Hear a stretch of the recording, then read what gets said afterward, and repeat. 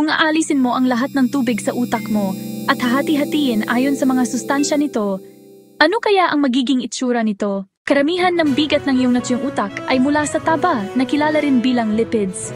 Sa natitirang bahagi ng utak, makikita mo ang mga protina, amino acid, bakas ng mga micronutrient at glucose. Pero tandaan, ang ating utak ay higit pa sa kabuuan ng mga sustansyang bumubuo rito.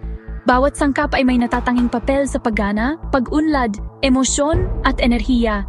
Kaya minsan ang antok pagkatapos mananghalian o ang pagiging alisto sa gabi na nararamdaman mo.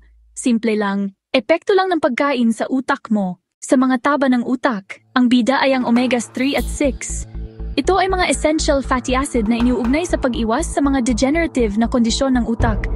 Hindi ito kayang gawin ng ating katawan, kaya kailangan natin itong makuha mula sa ating kinakain. Kaya mahalaga ang mga mani, buto at matatabang isda. Pero mag-ingat, ang matagalang pagkonsumo ng trans at saturated fats ay maaring makasama sa kalusugan ng utak. Ang mga protina at amino acid naman, ang mga pangunahing sangkap para sa paglaki at pag-unlad. Ang mga amino acid ay mga precursor ng mga neurotransmitter, mga chemical messenger na nagpapadala ng mga signal sa mga neuron. Kaya pagkatapos kumain ng isang malaking platong pasta, maaari kang makaramdam ng pagka-relax.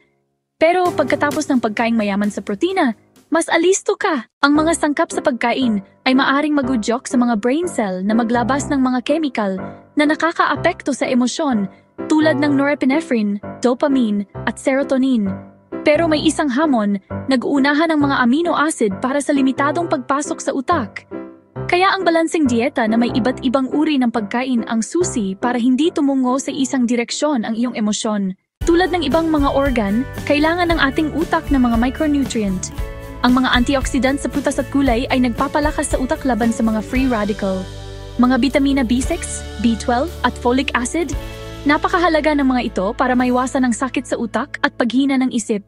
Ang mga trace mineral tulad ng iron, copper, zinc at sodium ay mahalaga rin para sa kalusugan ng utak at maagang pag-unlad ng pag-iisip.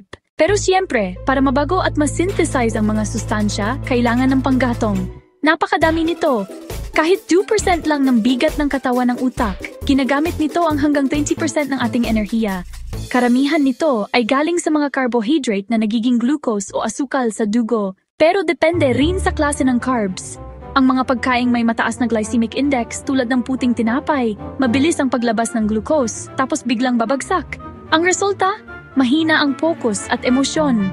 Pero kung oats, grains at legumes, tuloy-tuloy ang paglabas ng glucose. Mas tuloy-tuloy ang pagiging atento at napapanatili ang lakas ng isip. Kaya kung ano ang iyong kinakain, ang iyong kinakagat, ninunguya at nilulonok, ay may direkta at pangmatagalang epekto sa pinakamakapangyarihang organ sa iyong katawan, ang utak.